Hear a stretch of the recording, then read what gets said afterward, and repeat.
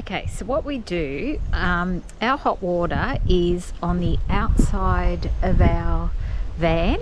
Now, these are actually quarter turn taps, so to turn the hot water on, it's just a quarter of a turn that way, and that will start. You can hear the hot water kicking on.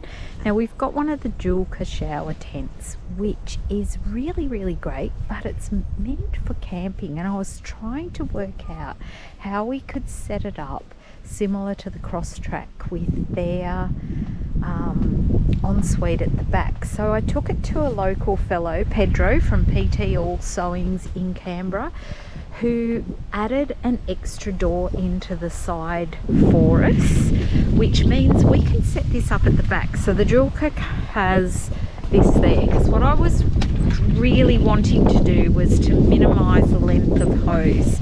Now you can see here we've got a drainage hose, which will make more sense once we come in. You'll see with the Joolca. So this is our portaloo here.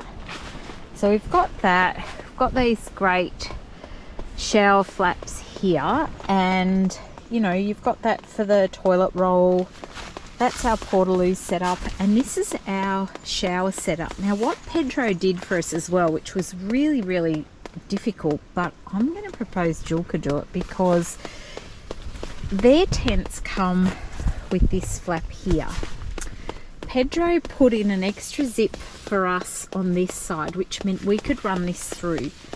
Then Andrew bought a 90-degree angle fitting from Bunnings, and then this extra bit here. So we took off the Jayco shower head, and then we fitted the Joolca one up to the top here, so that can stay in. We just unplug this here when we disconnect.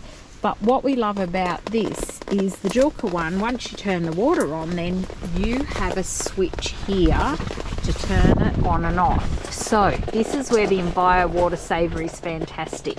So I've just clicked that on.